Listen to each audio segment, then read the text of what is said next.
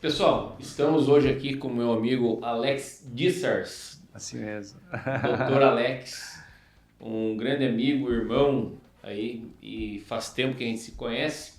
E hoje nós vamos estar falando da parte de direito atribuída à agricultura, principalmente nessa linha que nós temos aí entre Paraguai e Brasil, Brasil e Paraguai. Também vamos falar um pouquinho de sucessão familiar na agricultura. E também sobre vários equívocos que amigos, produtores, profissionais de empresas têm cometido no dia a dia, nessa vida de fronteira, vamos falar assim. Inclusive o Alex, ele é um advogado bem reconhecido aqui na região de Foz do Iguaçu. Alex, fala um pouquinho de você. Fabrício, obrigado primeiro pela oportunidade de estar aqui no Farmcast. Para mim é uma alegria e estar aqui com você também, tomar o cafezinho da Cecília, muito bom. Fabrício, eu advogado já há mais de 20 anos e sempre gostei dessa questão da fronteira. Certo. A ideia da fronteira, de você buscar essa questão mais internacional.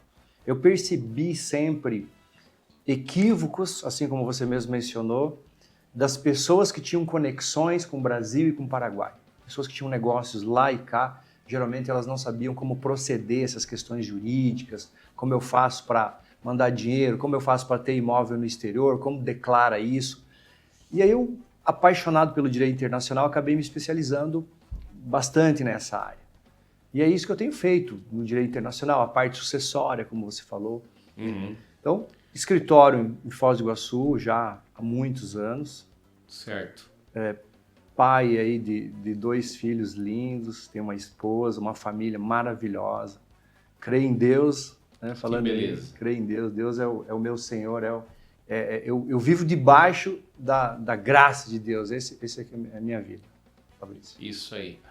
Que beleza. Satisfação de tê-lo como amigo e também como parceiro, vamos falar assim. Tantas vezes que eu pego e chamo o Alex e falo assim: Alex, o que eu faço em determinada situação? Eu vou dar um exemplo aí. Por exemplo, muita gente vive na fronteira. Eu lembro aí que quando eu vim para o Paraguai, daí eu precisei fazer a saída do Brasil. E quando eu vim para o Paraguai, meu contador, ele fez o seguinte: o meu contador antigo do Brasil, eu não lembro porque ele precisou entrar no sistema e ele acabou fazendo minha declaração de imposto de renda que não precisava ter feito aquele ano e acabou ativando o meu CPF no Brasil. Passei 3 anos até que, sem querer, eu percebi que estava errado e eu corrigi. Por sorte, a gente sabe que muitos amigos aí já perderam até carro num negócio desse, né? Verdade. Esse é um grande problema. Eu sempre noto que os advogados e contadores do Paraguai, eles entendem bastante da questão do Paraguai, e os advogados e contadores do Brasil, eles se dedicam pelas questões do Brasil. Exato. Mas esse fluxo internacional... A interface. É carente. É verdade. Então, isso que você mencionou, Fabrício. Quando você dá a saída definitiva do país, que você está com o teu domicílio fiscal no Paraguai, você tem que parar de declarar imposto de renda no Brasil.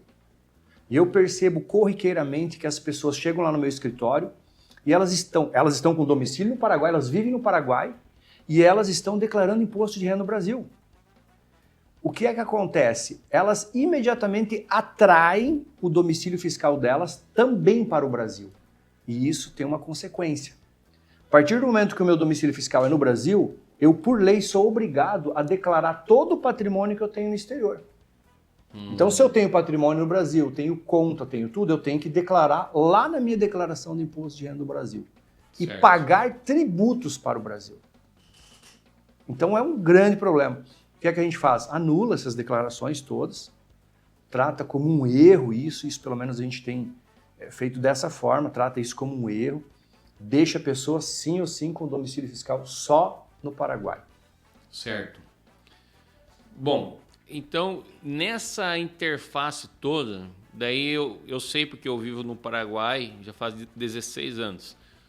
Um brasileiro com domicílio fiscal no exterior, que é meu caso, tá certo isso? Eu não poderia ter uma conta no Brasil.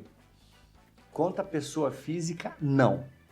Tá? Então esse é o grande entrave que existe. Por quê? Por mais que eu esteja no exterior, eu tenho contas a pagar no Brasil. Por exemplo, meu Unimed é brasileiro. E geralmente, o que eu poderia fazer? Eu poderia pegar um dinheiro, fazer um depósito para algum parente e esse parente pagar minhas contas. Qual que seria o problema de uma operação assim? Essa questão de pagamentos, Fabrício, não chega a ser complexa, mas ela precisa de esclarecimento.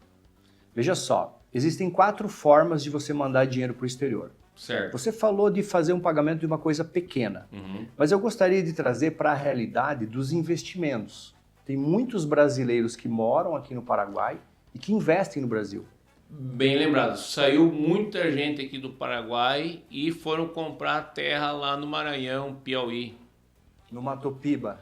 E capitais altos de investimento. Isso, exatamente. E muitos fizeram de forma errada, mas não que estivessem de má fé. Fizeram de forma errada porque não sabiam como fazer. Então existem 4 formas básicas, Fabrício, de mandar dinheiro para o exterior. Pensando de Paraguai e Brasil. Vamos usar isso aqui porque a gente está aqui no Paraguai nesse momento. Veja bem, eu vou começar da forma pior, da mais errada para menos errada até a certa. Positivo? Certo, vamos lá. Pronto. Pior negócio é fazer o chamado dólar cabo. Bah, o que é o dólar cabo? O que é o dólar cabo? Dólar cabo é quando eu tenho um recurso no Paraguai, eu preciso mandar para o Brasil, mas eu não faço o fechamento de câmbio, saída real do dinheiro aqui, por via oficial para o Brasil. O que é que eu faço? Eu chego numa casa de câmbio no Paraguai, a casa de câmbios faz um telefonema para uma empresa do Brasil, certo. E a empresa do Brasil deposita numa conta brasileira. Isso é dólar cabo. Ou seja, não saiu oficialmente. Não tem um vínculo, não tem uma conexão direta. Não tem conexão direta. E aí qual é o problema? Essa conta do Brasil que paga para o meu credor lá no Brasil ou deposita na minha conta no Brasil, certo. Essa conta é uma conta de lavagem de dinheiro em regra. Claro. De lavagem de dinheiro. Ou seja, a empresa que tem essa conta lá no Brasil não pode ser uma empresa séria. Por quê? Se eu tiver que pagar 100 mil reais, ou 1 milhão de reais, ou 5 milhões, não importa. Então essa empresa do Brasil vai depositar na minha conta 5 milhões, 1 milhão. Qual é o negócio que eu tenho com essa empresa para que ela me pague isso? Não existe negócio, não existe operação. Certo. Inclusive, vou te dar um exemplo que eu vivi na prática aqui, dentre muitos, mas esse é bastante grave. Um conhecido comprou, ele morando no Paraguai, no interior, comprou uma área rural importante no Brasil. E precisava cumprir aquele contrato. Certo. E para pagar este contrato no Brasil, ele vendeu uma área dele aqui no Paraguai. Ou seja, uma operação aqui no Paraguai totalmente lícita, boa, positiva. Dinheiro bom. Dinheiro bom. Certo. Vendeu a área declaradinha, pegou o cheque e o que é que ele fez? Em vez de ele pegar da conta dele do banco e fazer uma operação oficial, não, ele foi com o cheque na casa de câmbio. E a casa de câmbio também não fez a operação legal. Ela fez o dólar cabo que a gente acabou de mencionar. Ela pegou, entrou em contato com o parceiro negocial dela no Brasil e o parceiro depositou na conta da esposa desse cara no Brasil. Só que, o que é que aconteceu? A conta em que saiu o dinheiro Brasil, essa era uma conta que era alimentada por diversas outras contas. Olha só. E uma dessas contas era no Rio de Janeiro, em uma favela. E aí chegou um jovem com 90 mil reais de dinheiro físico, com cheiro de maconha, para depositar esse dinheiro na boca do caixa, lá no Rio de Janeiro. O gerente desconfiou, chamou a polícia, o menino foi preso em flagrante por dinheiro de tráfico. Uma vez feito isso, houve uma quebra dos sigilos e perceberam que esta conta que depositou o dinheiro para cliente aqui no Brasil, certo, ela era uma conta onde lavagem de dinheiro de tráfico de drogas para uma organização criminosa. Pegaram o pessoal. Pegaram o pessoal. E aí, veja bem, dinheiro desta conta suja entrou no dinheiro da conta da cliente. Pessoas de bem se enrolaram por causa da transação mal feita. Positivo. Perceba que essa cliente entrou na cadeia de lavagem de dinheiro de organização criminosa. Imagina o tamanho do enrosco. Bom, ordem de prisão internacional para ela, para o esposo, e um familiar ficou preso 6 meses, porque da conta dela saiu um pouco de dinheiro para o familiar emprestado.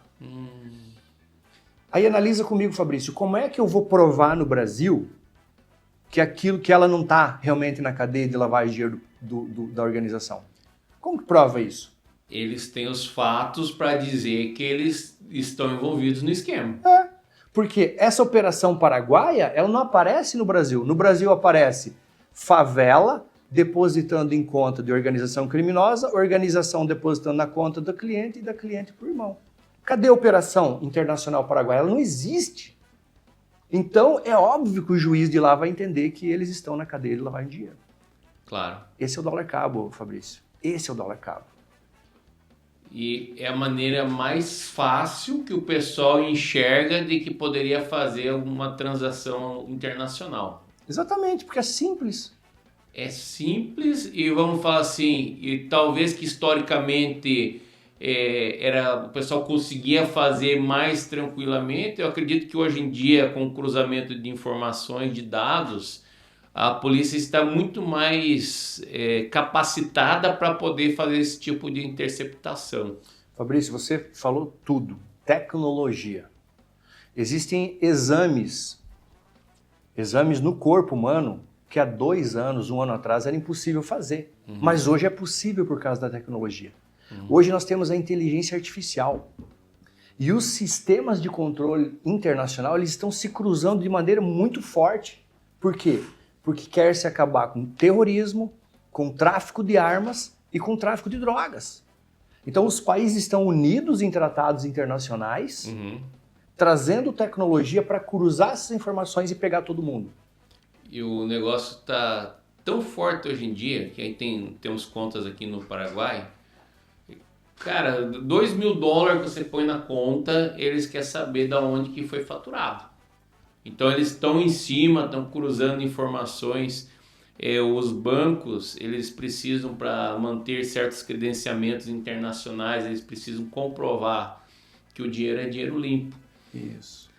E fala uma coisa, quantos % do capital que esteve indo, vamos falar assim, do Paraguai para o Brasil? O pessoal vendeu muita terra aqui, comprou muita terra lá no Brasil. Vou dar um chute aí, talvez mais de 500 mil hectares foram comprados nesse tipo de operação, venda de capital paraguaio e compra no Brasil. Você consegue estimar o quantos % desse capital que foi de maneira irregular para lá? Eu consigo fazer uma estimativa a partir de conversas, porque a gente tem muitos contatos de pessoas que fizeram isso. Eu apostaria que pelo menos 50% foi assim. Eu também acredito. E qual é o problema? A Receita Federal, para fiscalizar a parte tributária, ela tem 5 anos apenas. Só que a parte criminal pode estourar uma operação daqui 5, 10, 15 anos e vai pegar as pessoas que estiverem envolvidas. Esse é o ponto. Que a prescrição criminal é muito mais longa, Fabrício. Hoje talvez não está no radar, mas daqui a um tempo pode ser que caia. Cai por um outro fato que nem tem nada a ver com isso. Um outro estoura e daí puxa todo o novelo ali de lã e aí busca. Claro, o enrosco vai ficar. Vai ficar. É como uma teia de aranha. Pode estourar em qualquer pontinha, daí vem e pega todo mundo. Quebra de sigilo fiscal, quebra de sigilo bancário. Certo. E qual que seria o procedimento correto? Para assim, eu vendi uma terra aqui no Paraguai, estou, vamos falar, com $500 mil na mão. O que é o correto para eu poder levar para o Brasil de uma maneira segura de que eu não possa me comprometer ou comprometer algum familiar? Se você me permitir, Fabrício, lembra que eu te falei que existiam 4 formas de mandar o dinheiro? Sim. Nós mencionamos apenas a primeira. A segunda, que é muito ruim também, e o problema maior dela é a parte tributária, é você pegar o dinheiro na mala aqui do Paraguai, Sim. e passar a fronteira e não declarar nada para ninguém. Foi lá e fez os pagamentos frios, muito comum também. Nós temos notícias de pessoas que pegaram malas de dinheiro, puseram nos carros, esconderam e foram embora e pagaram contas por lá. Esse é um jeito muito ruim também, porque fica na mira da Receita Federal e sofre risco de multas graves e até criminal também. Só que é menos grave do que o dólar cabo. Menos grave do que o dólar cabo. Então essa é a segunda. Certo. A terceira, que é muito, muito, muito comum também, Fabrício, que já pega uma fatia grande de percentual, diríamos assim, é levar o dinheiro na mala, físico, Certo. parar na Receita Federal e declarar por DBV. Essa forma é oficial. Oficial. Oficial. Perigosa. Perigosa do ponto de vista físico, Claro. pode ter um risco. E tem um outro risco também, que as pessoas não percebem e ninguém explica.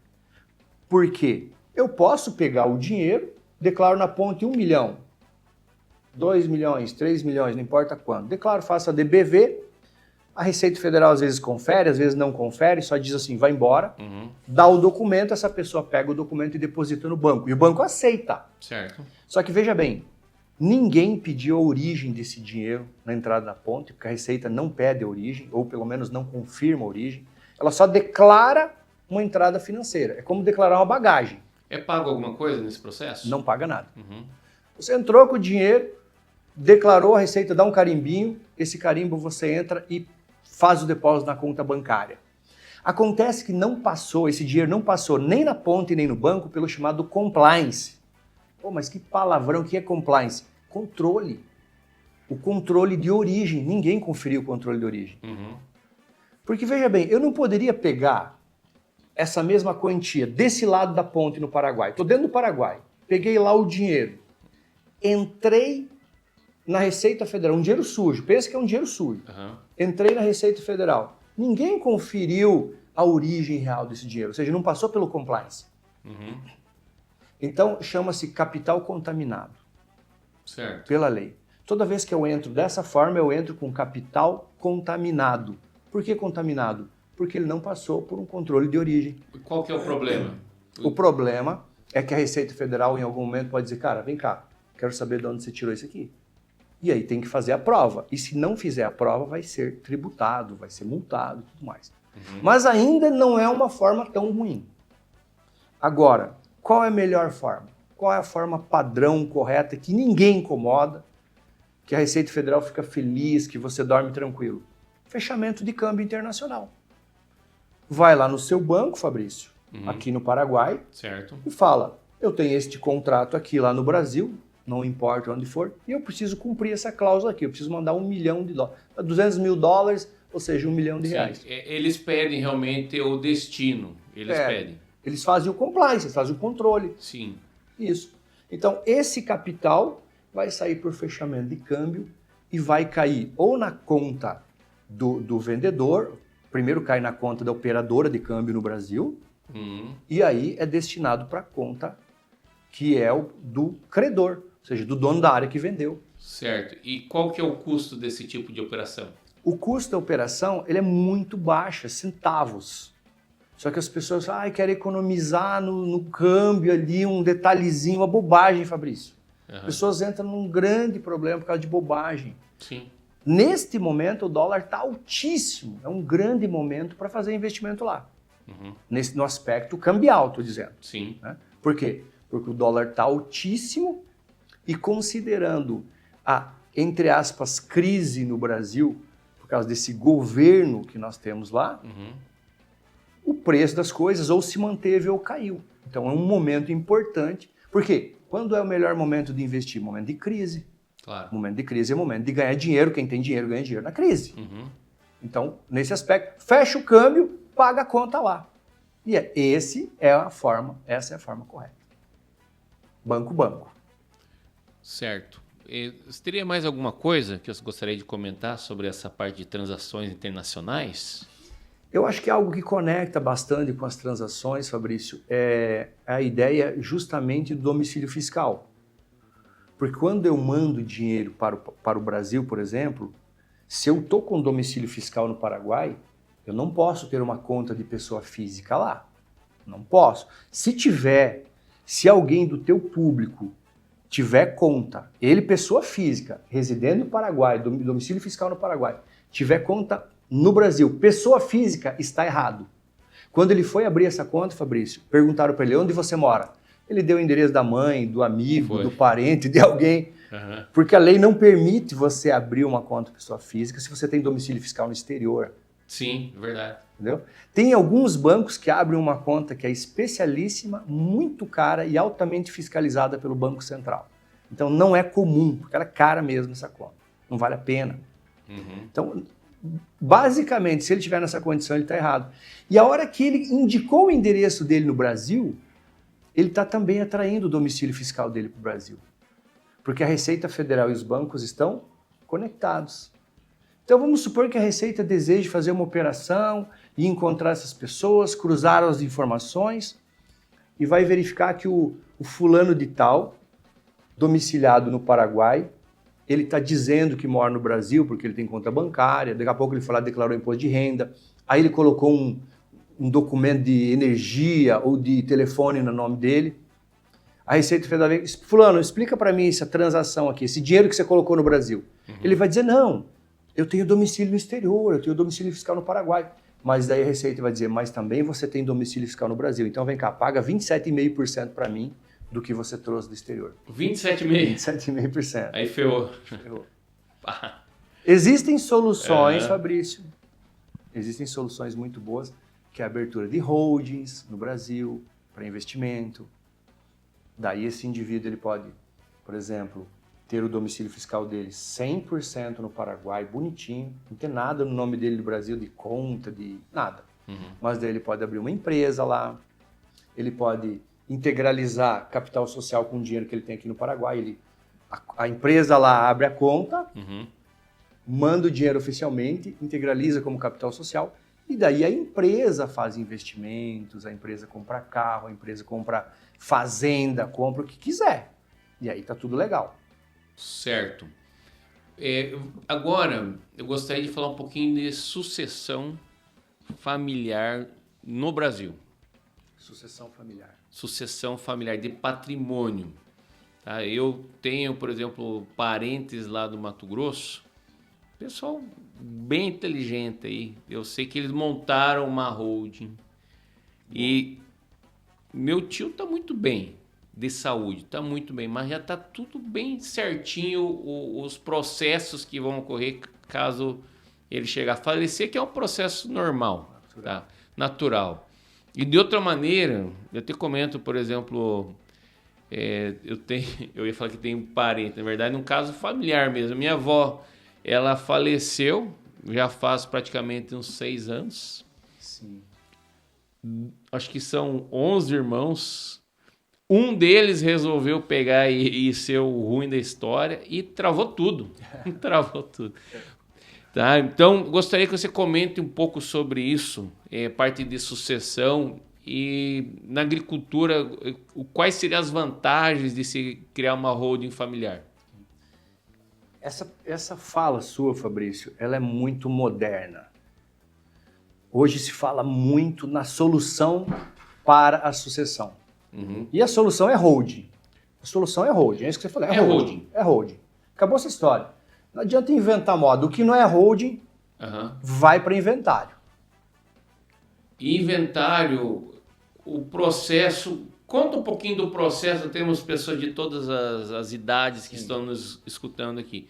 Como que é o processo natural do inventário?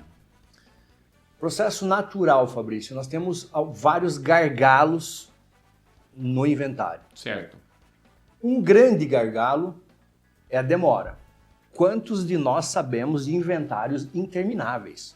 O inventário do Gugu terminou esses dias. O Gugu morreu há anos, faz tempo. É verdade. Lembra do Gugu? Sim.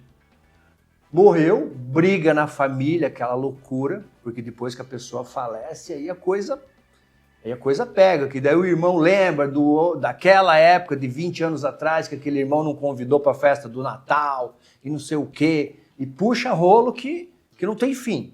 O pai deu o carro para não sei quem, depois não ganhou nada. Eu ganhei apartamento, você não ganhou, vira aquele... Uhum. Né? E é o suficiente para travar inventário. Inventário com briga não tem fim.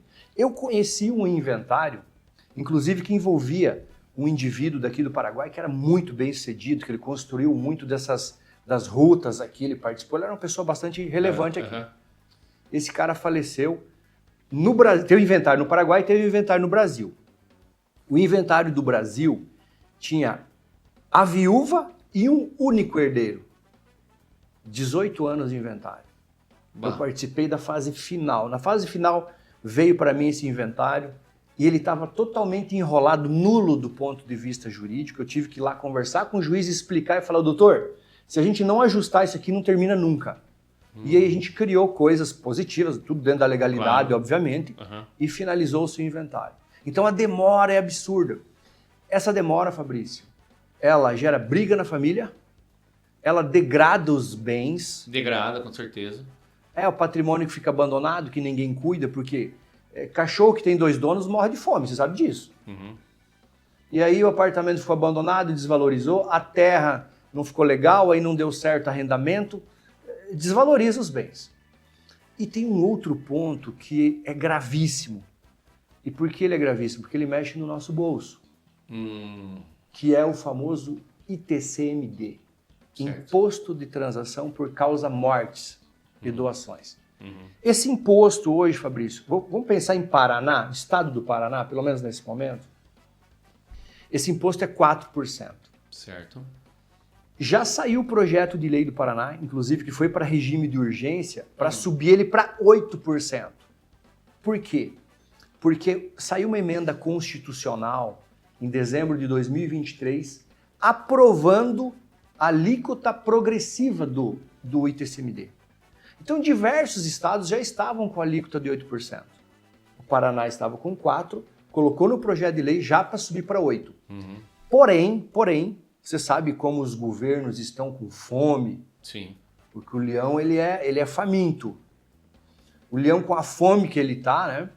Ele está fazendo todo o desenho, o cenário preparado para que esse imposto saia de 4 no Paraná, vá para 8, mas através de uma decisão do Senado, de uma análise do Senado, de uma votação do Senado, e é lá que vota, ele vá para 16% e possivelmente para 20%. Imagina. É muito. E vamos dar um exemplo aí. O cara tem um capital, uma fazenda lá que vale 2 milhões. Foi dividido entre os parentes. Isso aí é um desembolso que a pessoa teria que fazer para pagar esse imposto, correto? De imediato. Senão o inventário trava. Cara, e como o cara muitas vezes não tem um capital desse? Tem que vender, Fabrício. Você já pensou você ter que vender uma parte do seu capital para pagar imposto? Quando você vai vender rápido, quero vender, as pessoas pagam o que vale? Não. Não pagam. E às vezes não está nem na época de vender. Nem na época. Aí eu sou forçado a vender um patrimônio que eu não quero, ou seja, eu perco ali uns 20, 30% do valor real, pego o dinheiro e pago o imposto que eu não precisava pagar. Por quê? Porque hoje, tudo bem, Paraná 4%. E aí, no projeto de lei subindo para 8%, foi para votação e saiu de votação esse ponto do 8%. Então o projeto está lá, mas esse ponto vai ser decidido mais tarde. Isso é coisa do dia 10 agora, ele foi retirado de pauta, subida de 8%.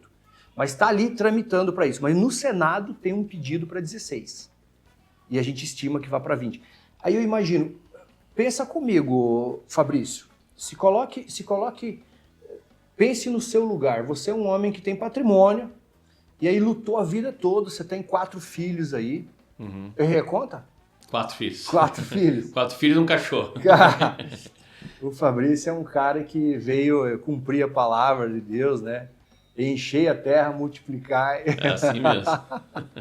Que joia, Fabrício. Então, imagine que você trabalhou a vida toda para construir um patrimônio. Para construir esse patrimônio, a gente já pagou muito imposto. Porque imagine na operação, quanto a gente paga de imposto para dizer, ó, me sobrou R$1 milhão, me sobrou 10 milhões. Aí eu vou investir, daí comprei um imóvel. Aí eu tenho que pagar o IPTU, eu tenho que pagar a tributação para manter o imóvel. Claro. E aí, desse dinheiro, se eu morrer, 20% vai ficar para o Estado. 20%. É isso que se quer. Não, e um detalhe, o cara passou a vida inteira pagando imposto, certo? Já tá tudo pago os impostos. O dinheiro que ele colocou era dinheiro limpo, né? Isso. Dinheiro limpo, já tributado. Tributado. E fica mais 20. Aí sabe o que o Lula vem recentemente falar na mídia? Duas falas importantes ele deu. E é ele que está fomentando o Senado, ele que está... Embora o imposto seja estadual, mas o Senado, ele representa os estados, são 27 votos lá. E ele está trabalhando o Senado. Duas declarações que ele fez. A primeira declaração é: o herdeiro é um parasita. Para que o herdeiro tem que receber herança se o herdeiro não trabalhou? Quem trabalhou foi o pai. Eu escutei essa aí. Você escutou? Uhum. Absurdo. Aí o cara vai me chamar de parasita. Peraí. Então eu estou trabalhando, eu, Alex, aqui, estou me matando. E eu vou deixar um patrimônio para o meu filho. E dele vai dizer que meu filho é um parasita. Não, e a visão de um pai é poder trazer segurança para a prole dele, para os filhos. Com certeza. Com certeza. Então essa foi uma fala. Ele não valoriza o herdeiro. Então ele quer o quê? Ele quer tirar uma fatia grande da herança. A segunda fala, Fabrício, gravíssima também, ele diz assim, mas nos países desenvolvidos, a tributação de herança é muito alta. Estados Unidos é 40%, 45%, não me lembro bem de memória agora o número. E, de fato, nesse aspecto, é alta a tributação de herança lá. Só que tem um detalhe, a tributação de consumo é muito baixa. É verdade. Entendeu? Enquanto no Brasil é altíssima. A gente está passando pela reforma tributária da tributação de consumo. A tributação de consumo no Brasil é a mais cara do mundo. Sim. É a mais cara do mundo. Agora, lá nos Estados Unidos, vai comprar carro, vai comprar consumir. É muito barato. É verdade. Lá é muito barato a tributação de consumo. Então, assim, lá nos Estados Unidos a tributação de consumo é barata e a tributação de patrimônio é alta. Só que aqui no Brasil a tributação de consumo é altíssima. E ele está dizendo, não, mas lá a tributação de patrimônio também é alta, então aqui tinha que ser alta. Então as duas vão ser altas aqui. Vamos corrigir as coisas então. Vamos baixar a tributação nos produtos. Isso. Para facilitar a vida do cara, né? Isso. Agora, tributação de combustível, 30 e poucos por cento, 40 e poucos por cento, lá nos Estados Unidos é 7%. É verdade. Cesta básica dos Estados Unidos, se não me falha a memória, é 6% o consumo. Aqui no Brasil é 20%. Cesta básica. Então, o pai dos pobres, você sabe por que ele é chamado de pai dos pobres? Porque ele multiplica os pobres, ele empobrece as pessoas. Só pode ser, né? Não pode ser, cara. Então, ele quer empobrecer as pessoas que estão consumindo, porque são as pessoas que mais sofrem, né? Porque toda a renda da pessoa que é menos favorecida vai para o consumo, que é a tributação altíssima. Então é o pobre que mais sofre, que é o que está acontecendo hoje no nosso país.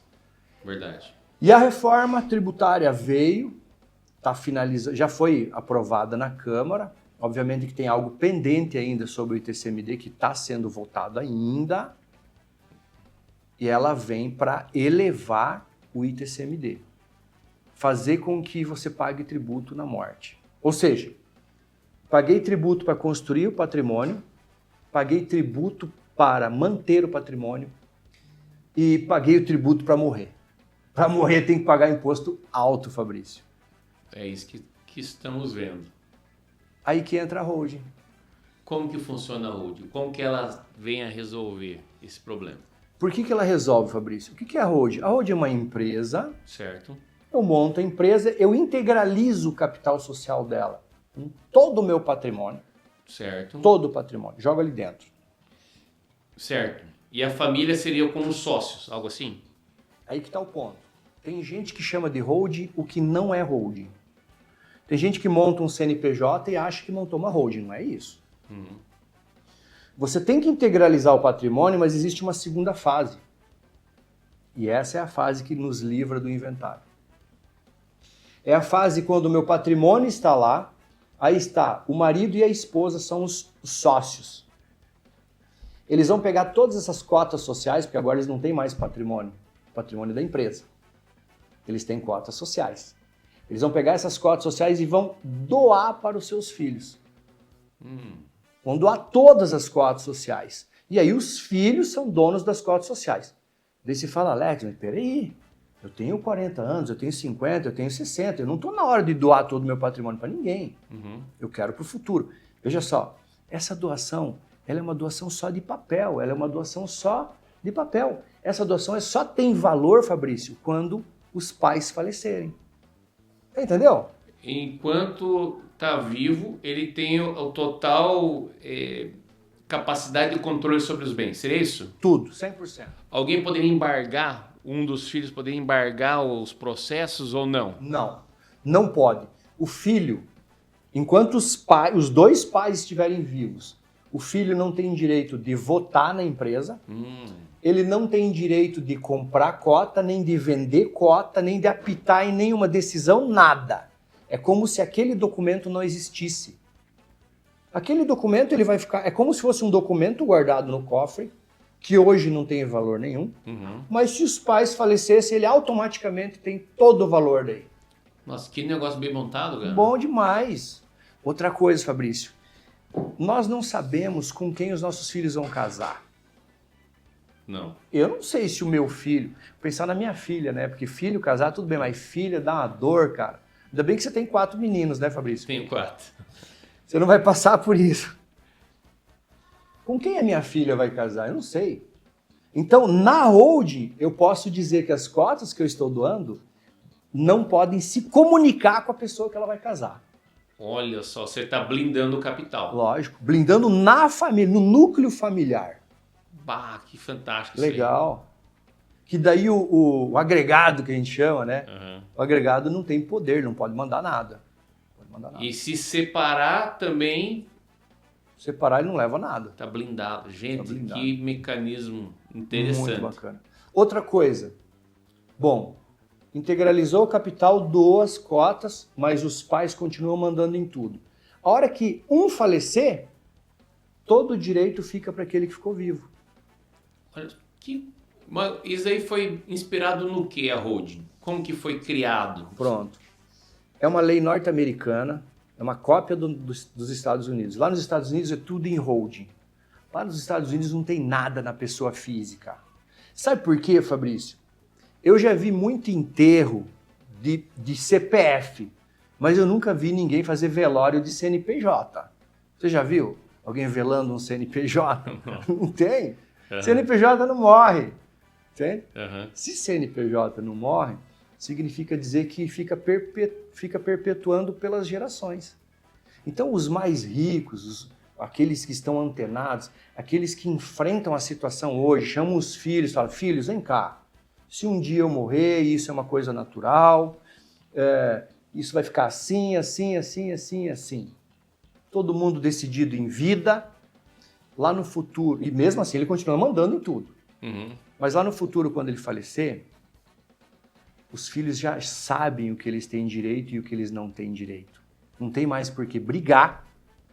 Outra coisa, não tem tributação, não tem ITCMD, porque já foi tudo doado, está tudo resolvido. Outra coisa, não tem inventário.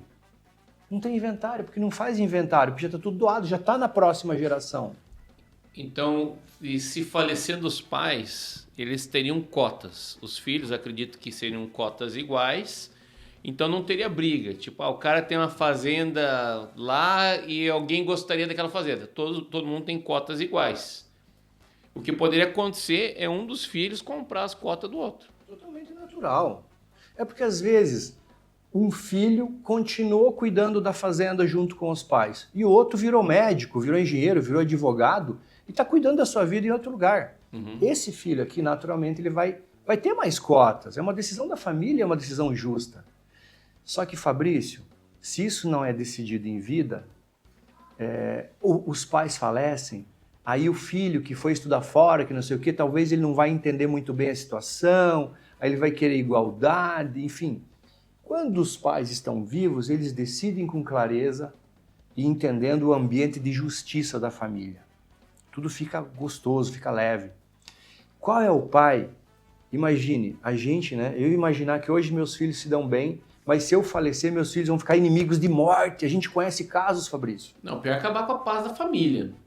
Porque sobrou uma geração que poderia estar unida, se perpetuar, se ajudar, e no final tá dando choque e não se conversa mais. E às vezes choque por bobagem, choque por coisas do passado, choque por influência do cônjuge. Do cônjuge, eu ia falar. Isso aí acontece. Ele não sabe da história toda, né? Exato. Então você protege tudo isso, você blinda tudo isso. Você fica com a vida assim muito mais light. E não paga esse imposto absurdo, escrachante, né? Imagine, é agressivo você saber que você trabalhou, fez tudo isso, e uma fatia que poderia ser para o seu filho de 20%, não que ela seja hoje, mas ela está subindo e a gente está vendo a coisa acontecer. 20% vai ficar para o Estado fazer o quê? Fazer o que estão fazendo aí.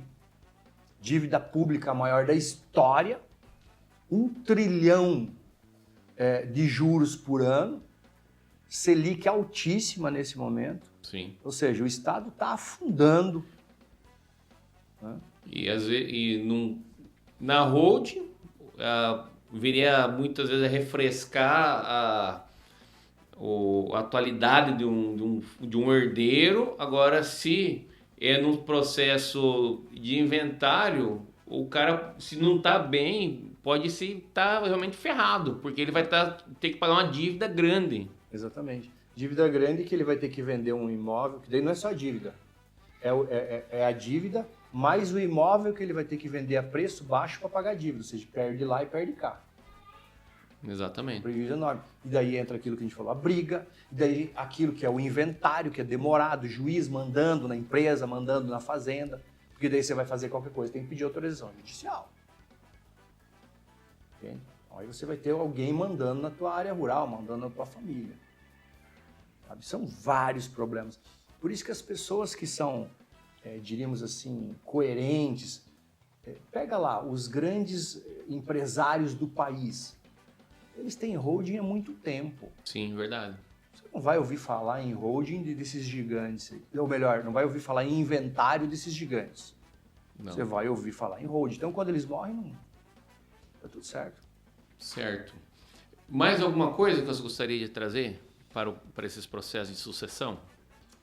Eu estudando a questão do agro, Fabrício, eu percebi um detalhe. Os agricultores, eles gostam de deixar as áreas rurais na pessoa física e fazer a operação na pessoa física, plantar e colher na pessoa física. Uhum. Em 70% dos casos, eles estão pagando mais impostos do que eles deveriam. Certo? Uhum. Mais do que deveriam.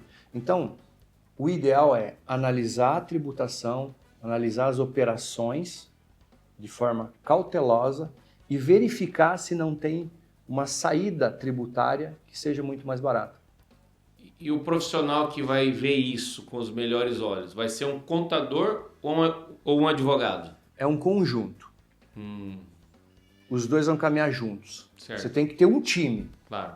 É um contador muito bom, que entenda da contabilidade do agro também, que tem lá suas diferenças da contabilidade normal, e um advogado tributarista, um time. Tem que ter um time que conheça todas as etapas dos processos, que entenda como bem fazer isso, e aí sai uma receita muito boa. O final é feliz. Alex, dentre os negócios que eu tenho visto, que você tem desenvolvido, eu vi que uma das interfaces é sobre a restituição tributária. Seria isso? Positivo. Fabrício, nós desenvolvemos uma máquina, porque hoje a gente está na era da inteligência artificial, tecnologia de ponta. Aquilo que na tributação não era possível há um tempo atrás, hoje é possível, assim como na medicina, assim como em todas as áreas da ciência. Então a gente desenvolveu um sistema de inteligência artificial para tributação. Porque nós vivemos num emaranhado de impostos municipais, estaduais e federais. Só no estadual nós temos 27 leis, uma em cada estado, só para o ICMS. Olha só. E cada produto tem uma alíquota diferente em cada lei estadual. Você tem noção como é que fica a cabeça do contador? Que daí A empresa está no Paraná, compra produto em São Paulo e vende no Rio Grande do Sul. Uma loucura isso. É um emaranhado. Emaranhado. O Brasil tem 5.400 municípios, para arredondar. Cada município tem uma lei de ISSQN. E um detalhe, né? Tem contador de todo tipo também. Tem. Tem os bem preparados, tem aqueles super bem preparados e tem também os meia boca. Esse é um grande problema. E o contador tem que ser bom, o advogado tem que ser bom, o médico tem que ser bom. Tem aquele contador que vai ser mensalista, se receber a mensalidade já tá bom. E só que nisso aí ele deixa passar muita coisa. Eu falo isso porque já aconteceu comigo, muita coisa tá passando e daí eu falo assim, ei, e esse negócio aqui? Ah, deixa eu ver. Daí vai ver, tava pagando coisa a mais. No Brasil acontece muito isso aí. Acontece. Geralmente o contador, Fabrício, eu não quero dizer que a culpa é do contador. Porque se eu te falar, a legislação é tão complicada que não é simples acompanhar aquilo. Não é simples. O advogado muito bem preparado, tributarista, ele vai ter que se matar para entender isso. Por isso tecnologia.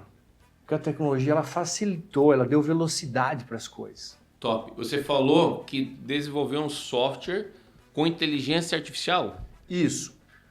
Eu pego hoje os dados, as declarações de uma empresa, toda a documentação fiscal dos últimos 5 anos, faço o cruzamento disso através desse software. Certo. E consigo identificar toda a tributação, todo o dinheiro que ele pagou que não precisava ter pago.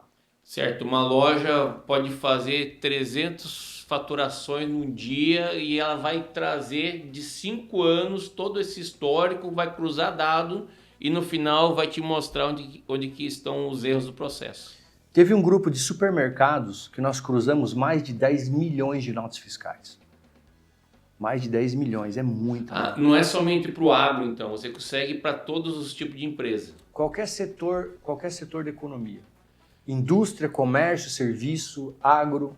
E o tipo de... Como que fala de tributação? Como que de sistema de pagamento de impostos? Eu sei que tem, parece que 3 sistemas no Brasil. 3 sistemas. Você tem o Simples Nacional. Certo. Lucro presumido. Certo. E o lucro real. E você consegue trabalhar em cima de qual? Esse sistema ele poderia, em tese, trabalhar nos 3. Nos 3. Só que nós operamos só no lucro real. Só nas empresas do lucro real. Por que, Alex? O real e o presumido em algumas hipóteses. E o lucro presumido também. Mas o lucro real é o nosso foco. Por quê? Porque aí está o grande volume de tributos. Aí tem muitos tributos pagos. E muitas coisas pagas indevidamente. Eu lembro que você falou que já teve empresa que fechou, já não tinha mais CNPJ, você foi lá e conseguiu recuperar capital? Conseguimos recuperar capital. Recuperar valores que estavam lá perdidos. E aí volume de valores, o indivíduo recupera 10 milhões de reais, 11 milhões, 1 milhão, 200 mil, 50 mil, não interessa o número. Tudo faz a alegria do cara. Dinheiro que estava lá. Era coisa que não existia. Você comentou também que parece que as maquininhas também de passar cartão, existem vários gapzinhos aí que geralmente são contra os donos do negócio e a favor das empresas. Exato. Existem empresas, porque o volume de operações é muito alto. Todo mundo usa cartão de crédito hoje. Sim. E aí nisso, na hora de fechar, às vezes as taxas são cobradas de forma errada, conforme as operações. Então existem formatos de diluir, de encontrar os valores e tal. Obviamente é altamente complexo isso, porque o nível de operações é alto, mas é possível você restituir, renegociar e tal. Mas a tributação está o grande volume de recursos. Ali que está o ouro. Por quê? Porque o empresário ele está com um ralo lá no fundo da empresa dele. Ele está aqui na frente, ganhando dinheiro, se virando, pensando como eu vou melhorar essa operação, como eu vou vender mais barato para o meu cliente, e o dinheiro vai entrando e o ralo vai comendo lá atrás. Entendeu? E aí, quando você vai perceber o lucro dele, ele foi embora. Esse cliente que nós recuperamos deu 11 milhões e pouco. Pensa comigo, ele é um grande atacadista. Deu 11 milhões. 11 milhões. De dinheiro perdido. Dinheiro perdido. Agora, vem cá. 11 milhões foi o lucro dele.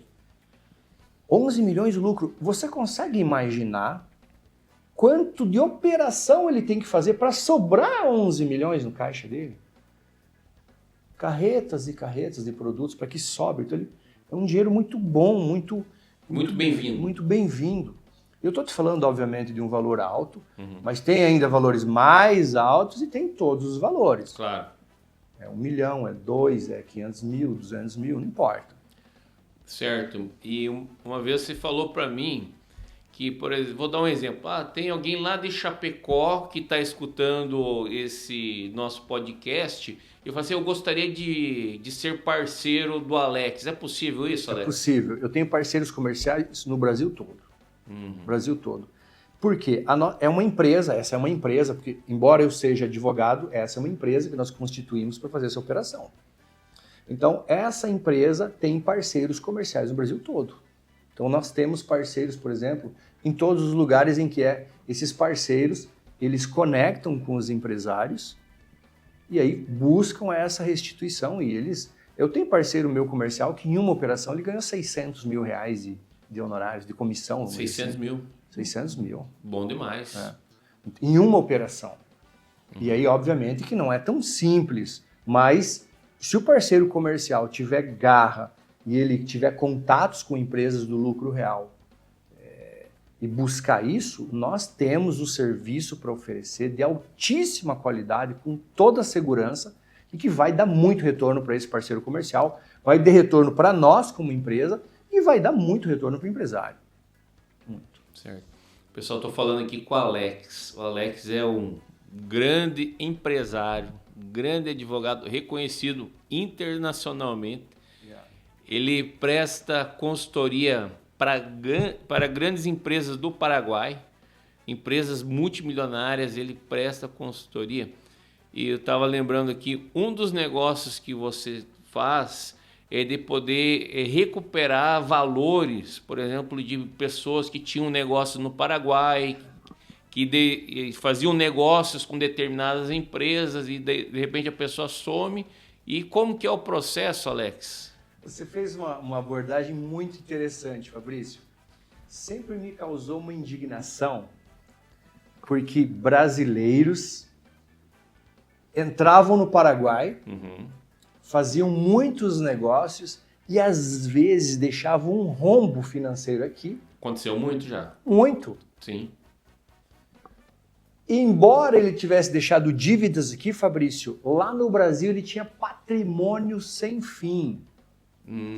Fazenda, casa, apartamento na praia, muitos casos eu tenho desse. O cara arrebentou o nome aqui, achando que o negócio não ia derivar para lá e levou todo o patrimônio para lá. Isso, foi comprando, manteve patrimônio lá. Daí ele disse assim, eu devo no Paraguai, mas aqui no Brasil tá tudo certo.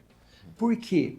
Porque a justiça paraguaia e brasileira são muito lentas e muito burocráticas. Era tudo feito. Se o credor aqui no Paraguai, que perdeu lá milhões, ele quisesse cobrar esse indivíduo no Brasil, ele entrava com processo no Paraguai, ia para a Corte Suprema Paraguaia, Corte Suprema Brasileira, até citar, intimar o devedor no Brasil. Chegava ali, ele limpava o CPF dele, tirava tudo e acabou. Como é que ia cobrar? E me indignou isso. Eu falei, não, tem que ter uma solução. E aí, estudando todos os tratados internacionais, a legislação, a parte de Código de Processo Civil, tanto brasileiro quanto paraguaio, nós desenvolvemos um formato, Fabrício, que eu pego a documentação de crédito aqui no Paraguai, certo. O pagaré, o cheque, o contrato, o que for. E aí eu faço todo um trabalho nessa documentação, obviamente. Pode estar em convocatória de acreedores, pode estar o que for. Me dá essa documentação aqui. Com essa documentação eu entro com um processo no Brasil e eu embargo todos os bens do devedor. Todos os bens lá no Brasil. Olha só. Já tenho muitos casos em andamento, todos os casos de sucesso, casos muito bons, em que nós embargamos fazendas lá, áreas e apartamentos, como eu havia falado.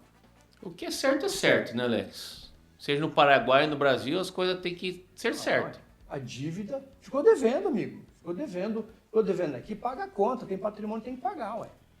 Tá? Então isso é bacana e os casos são bonitos, porque você vê que a pessoa está aqui recuperando um recurso dela. Eu vi empresas aqui cambalearem por causa desse tipo de operação. Não, tem empresa que quebrou. Quebrado aqui no Paraguai. Você entende? Então é possível sim buscar. É possível buscar, brigar e recuperar esse valor. Se o indivíduo, se a gente achar patrimônio dele lá, não tem erro. É para cima que dá certo. Certo.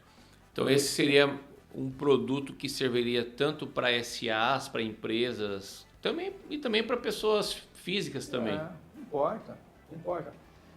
Esse aí é um produto, Fabrício, que serve inclusive para operações que não seja Brasil-Paraguai. Pode ser Brasil em qualquer lugar do mundo. Eu tive casos de Brasil-Itália. Ficou devendo na Itália e ficou com patrimônio no Brasil. Não importa, é qualquer lugar do mundo. Porque você estuda a legislação internacional. Mas é muito legal esse trabalho. Certo. Pessoal, estou conversando aqui com Alex Dissars. E vocês viram que aquilo é multifaceta. Ele trabalha em vários segmentos. Ele também é autodidata. Obrigado. E por que eu falo autodidata? Porque ele criou métodos de acordo com as demandas, as necessidades dos clientes que apareciam com os problemas. Então ele conseguiu criar processos que só ele domina praticamente. Alex, mais alguma consideração aqui dentro do nosso podcast para o pessoal que está assistindo a gente? Agradecer mesmo, Fabrício, a oportunidade contigo aqui e dizer que fazer certo dá certo. Procure sempre fazer certo. Procure ter um bom assessoramento. Não necessariamente com o Alex, não é isso, com uma das minhas empresas, não é isso. Mas procure sempre um bom profissional que oriente, que entenda desse fluxo internacional. Principalmente que a gente está aqui na fronteira. É todo mundo de boa fé. Tem muita gente boa, Fabrício, que veio do Brasil e fez coisas lindas aqui no Paraguai, se enriqueceu aqui, e são pessoas honestas. Sim. Mas elas precisam de um bom assessoramento. É como médico, você tem que pegar médico bom, você tem que buscar coisas boas, não é assim? Então, cuidar desse fluxo e para que tudo corra bem, para a tua geração, para a próxima geração, fazer certo dá certo. Eu gostei da frase, fazer certo dá certo. Top. Alex, muito obrigado, que Deus abençoe na sua jornada aí. Agradeço o pessoal que está nos acompanhando e qualquer dúvida, necessidade, como que é seu Instagram, Alex? Alex.dissars. Depois você pode deixar no descritivo? Vou deixar. Chama lá no direct, o que precisar, a gente está disponível. Eu quero agradecer a tua audiência, agradecer e perceba, assista, conheça, porque muitas vezes a gente perde dinheiro por falta do conhecimento. A grande barreira é o conhecimento. E às vezes você não consegue ter todo o conhecimento. Você pode ser muito bom no agro, muito bom no comércio, mas não vai ser muito bom no direito nem no contábil. É a mesma coisa que é a minha vida. Eu tenho uma dedicação X. Então, obrigado, conheça, busque, que o final sempre é feliz. Não é assim? É isso aí. Top. Obrigadão, Alex. Obrigado, Fabrício. Obrigado, pessoal. Que Deus abençoe. Valeu. Até mais. Tchau.